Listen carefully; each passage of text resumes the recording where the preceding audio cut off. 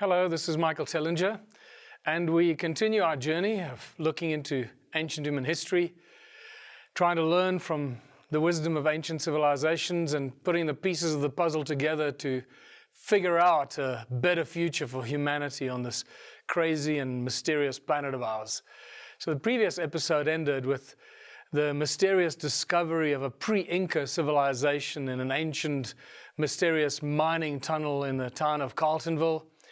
And we pick up on this Inca connection in southern Africa by showing how this part of the world can be connected to pretty much every ancient civilization.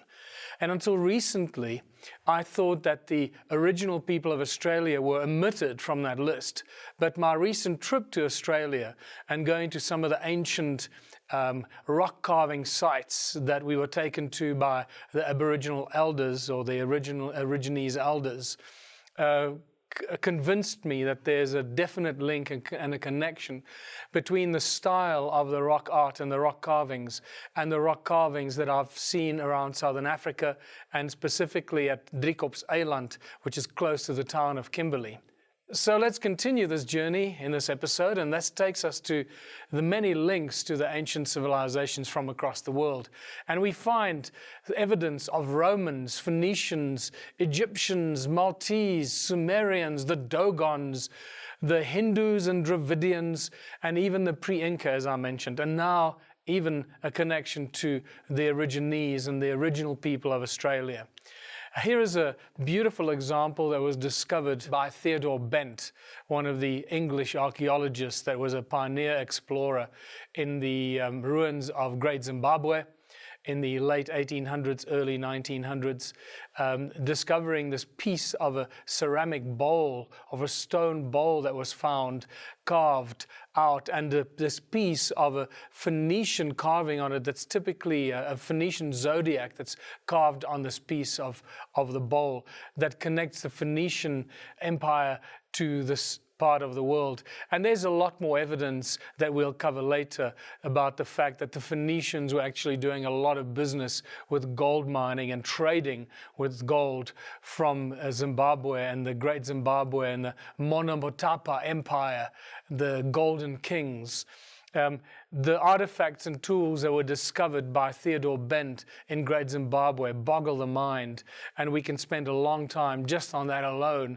But for the sake of keeping this more to the point, and we can elaborate on this later, let's continue with some of the other phenomenal links to other ancient cultures. And here's a connection to the Romans being present in southern Africa, once again in Zimbabwe. In the town of Umtali, this Roman coin was found that dates to 138 AD of Emperor Antoninus Pius, that was found about 25 meters deep in a gold mine. Once again, gold mining, Zimbabwe, southern Africa, connections to ancient civilizations. It never stops, never ends. Here is a famous Sumerian Babylonian coin that was found while they were digging the foundations for a monastery in the town of Marion Hill, which is not far from Durban on the east coast of South Africa. And this clearly shows us the connections to the Sumerian or Babylonian civilization that is connected to southern Africa as all the others.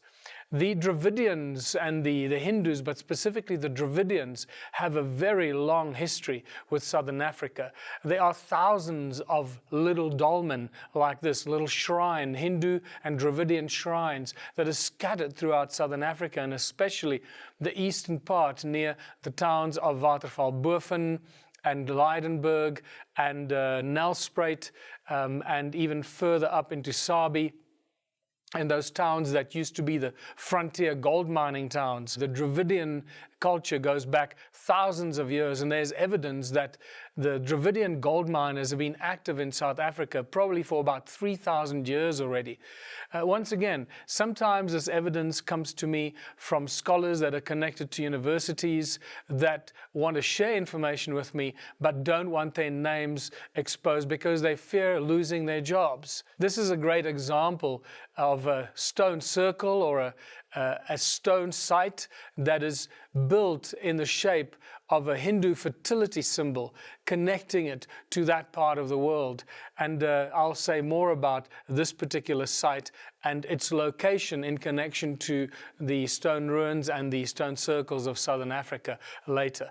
But just emphasizing that we have a rich heritage and a rich connection to the Dravidians and the Hindus in ancient times in South Africa. Here's a great example of what used to be called a headrest, an Egyptian headrest, compared to a southern African headrest. You can notice the pillars of Egypt in the Egyptian headrest, and then the circles or concentric circles from southern Africa.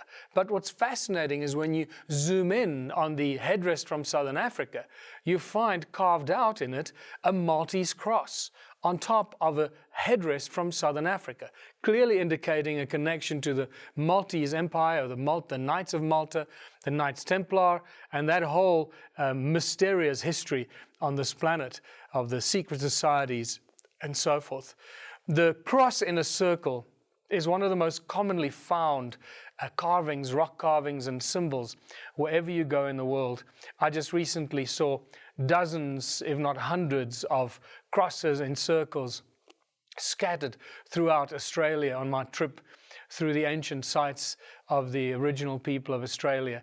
And it just boggles the mind how what I sometimes refer to as the Sumerian cross can be found all over the world, carved in rocks and painted as well in various forms, shapes and sizes. Then we have this phenomenal display, what seems like some sort of a prototype Chinese alphabet or a written language from which other ancient languages then sprouted. It is still mysterious.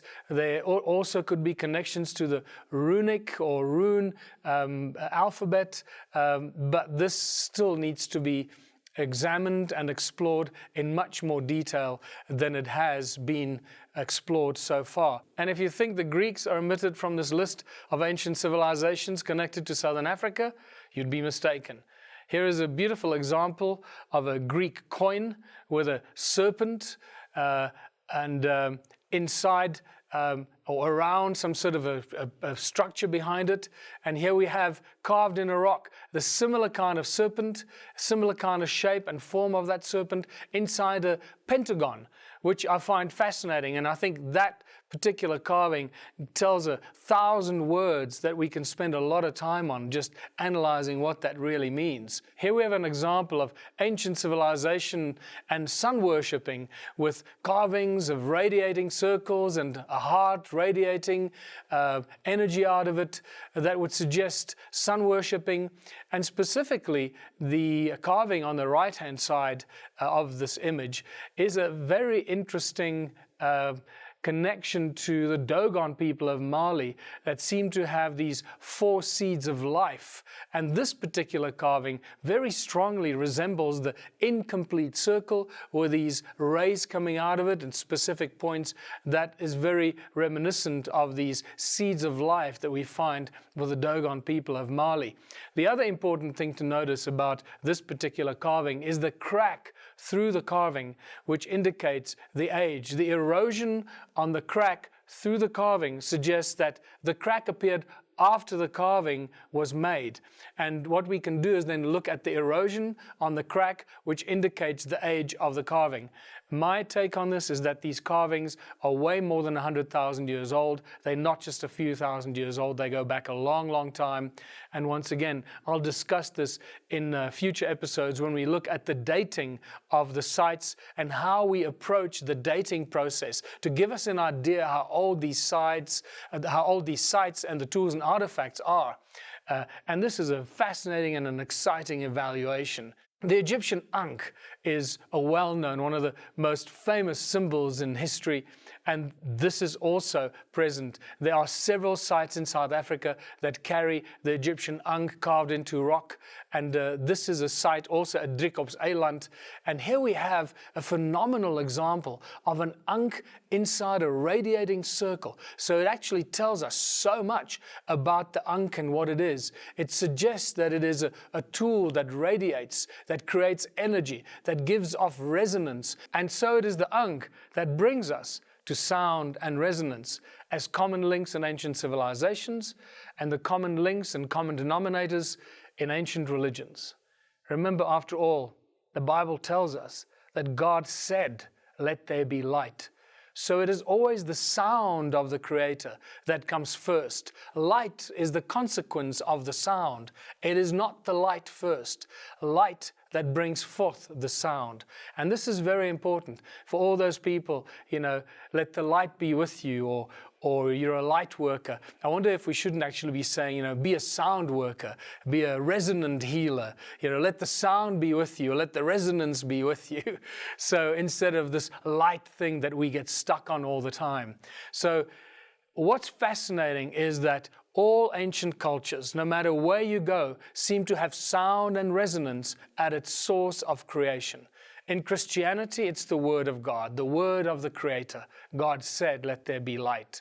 In Hinduism, Buddhism, we have the Om, the Aum, the resonance, the primordial resonant source that brought everything into creation. The Egyptians talk about the universe being sung into creation. And the original people of Australia tell us that everything was created with 3 sacred songs, and so it goes. The Hindu creation story is a spectacular one, and I'd like to read this for you. It says, "Everything was so peaceful and silent that Vishnu slept undisturbed by dreams or motion. From the depths, a humming sound began to tremble. Om. It grew and spread, filling the emptiness and throbbing with energy. The night had ended. Vishnu awoke." All this is telling us is exactly the same story as we read in the Bible. God said, "Let there be light." It's just a lot more dramatic and a lot more left to the imagination. Vishnu awoke means the darkness had ended. God said, "Let there be light." I trust you can all see that. And that brings us to this thing of sound. Since all ancient cultures talk about sound and resonance being the source of creation, so what is this thing called sound? We talk about sound. Ancient cultures tell us about sound bringing forth everything in creation. Let's explore this thing called sound, what we understand about it, and how can we use sound to benefit humanity into the future. Since sound is the thing, and sound and resonance is the thing that brought everything into creation, the argument is that we could use sound to do everything, and we'll find that that is in fact the case. So let us explore what sound can do.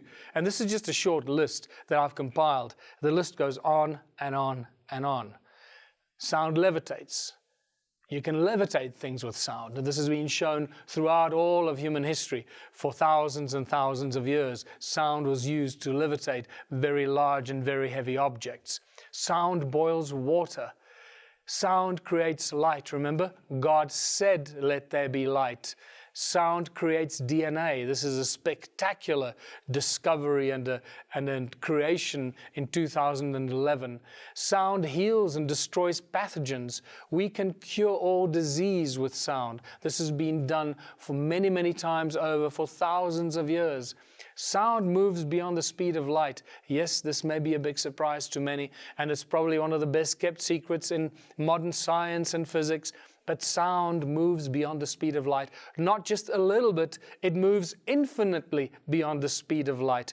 In fact, it is the sound and resonance that reaches everything in the fabric of creation instantly. And we'll explore that in much more detail, how that is possible, to give those that are still doubtful in their mind how that is possible, to give you the scientific background to this, how sound connects everything. Sound and resonance connects everything in creation instantly. Sound is responsible for new technology that was only released to us in 2009, known as Caesar technology. As opposed to laser beams, we're now talking about Caesar beams, where we have coherent beams of sound that can be used to create weapons of mass destruction, and so it goes. So this is a phenomenal discovery in new technology and our scientists today. What else can we do with sound? Sound can make things invisible. Sound can make things disappear.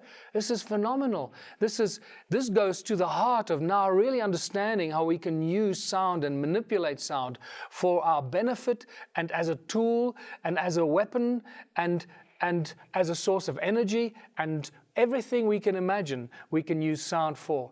Sound energizes water. The water that we drink is actually energized by the sound as it flows through nature and through vortexes and through spirals as it moves. It is actually the sound in the spirals that energizes the water when we drink it. Otherwise, the water would be dead. And the same can be said for the air that we breathe.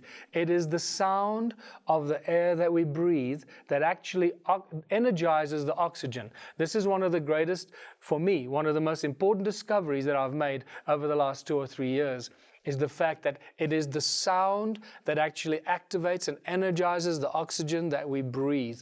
And we'll go into much more detail about that.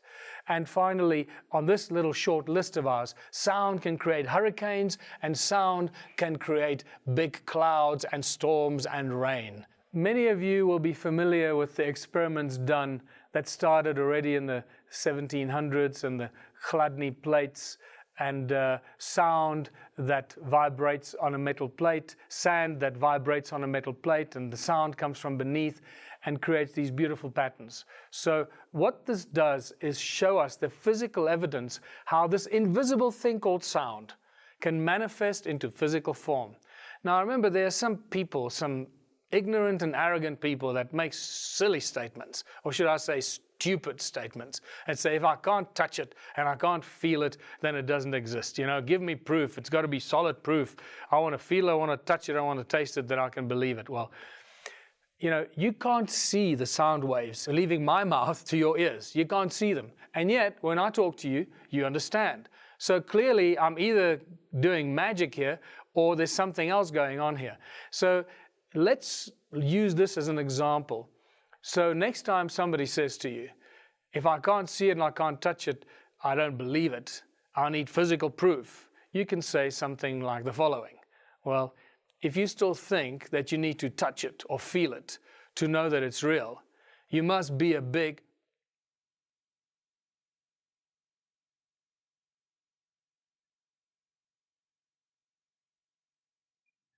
and maybe they'll get the point. Sand on a metal plate, sound frequencies to the metal plate. Every sound frequency has its very own special shape. Every frequency is referred to as a prime resonance frequency. Everything in existence resonates at a specific frequency. From the tiniest atom, virus, molecule, everything has its own prime resonance frequency. It's interesting that this prime resonance frequency was most likely referred to in Star Trek as the prime directive, and that you cannot breach the prime directive. Now, let me explain to you what I believe this actually means. If everything comes out of the prime resonance frequency of creation, from the word or the sound of God, the Creator. Everything comes forth from that one burst of creation, this resonance of creation, and it keeps coming forth out of this resonance, coherent, harmonic resonance of creation. That means that if you breach that, you're going against creation. You're in dissonance. You're in disharmony. You're in dis-ease with creation. You're breaching the prime resonance frequency, or you're breaching the prime directive. And this is why Star Trek was telling us for more than 5 decades now that you cannot breach the prime directive. What's the consequence of breaching the prime directive is that you actually start to destroy yourself because you're in dissonance with the resonant frequency, the coherent, resonant, prime resonant frequency. So hopefully that starts making sense how important the sound and the creation story really is. So every sound frequency has its own specific shape, and in this little example, it shows us that the lower the frequency, the simpler the shapes, the higher the frequency, the more complex the shapes. This is one of the simplest, most beautiful examples to show people how sound manifests into physical form. This is the key word here, people. Sound manifests in physical form. This invisible, untouchable thing that leaves my mouth manifests in physical form.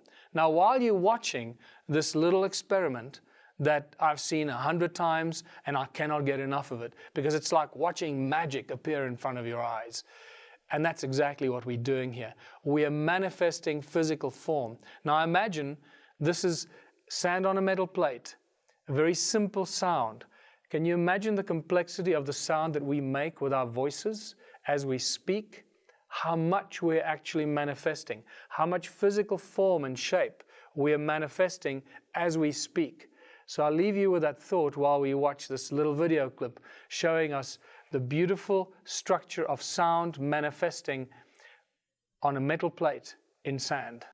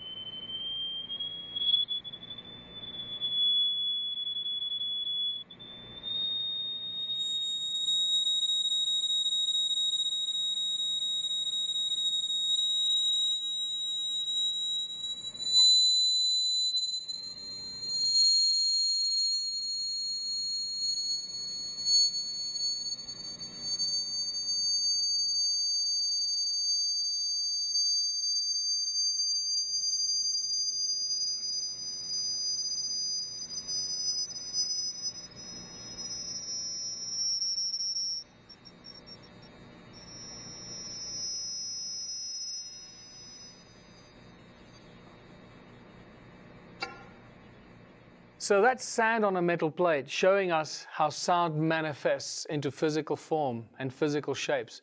And just because you can't hear the frequency doesn't mean it's not going to change the sand.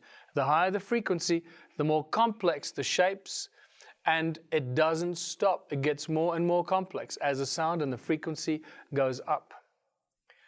Now, this takes us to a brilliant discovery by a man called Erik Larson, who created or discovered what's known as the cymoscope, that can actually show us the physical form and the shape of the sound that we make with our voices, and the infinite number of shapes of our voices. But before we look at this incredible example in this video, I'd like to remind you that what you saw on the metal plate was a two-dimensional representation of a three-dimensional effect. So imagine that those shapes that you see on that metal plate actually go out in all directions. And remember that sound, when I make a sound with my mouth, it doesn't travel in a straight line. It doesn't go from my mouth to your ears. It goes in all directions. So it's like a bubble that's growing and going in all directions. Now, see it as that, right? This bubble that grows and goes everywhere. Now, when you sing into a microphone and it's connected to the cymoscope, you actually see a two-dimensional perspective of a three-dimensional event that is captured in water in this beautiful experiment done by Erik Larson. So imagine the human voice as a tool of creation.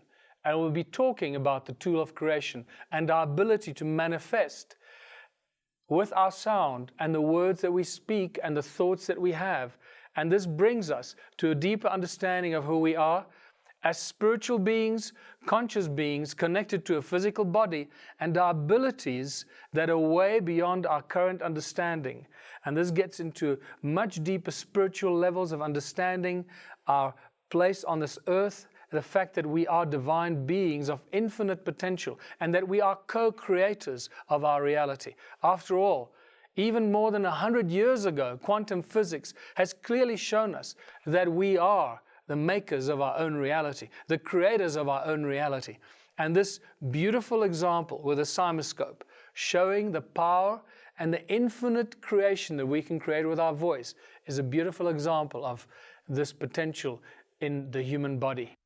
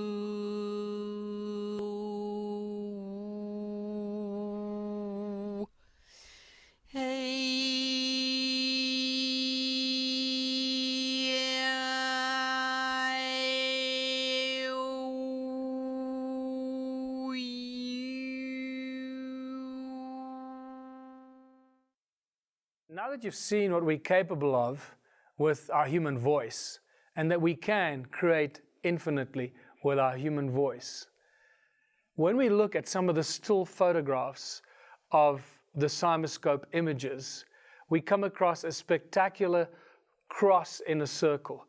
This very famous image that we see all over human history.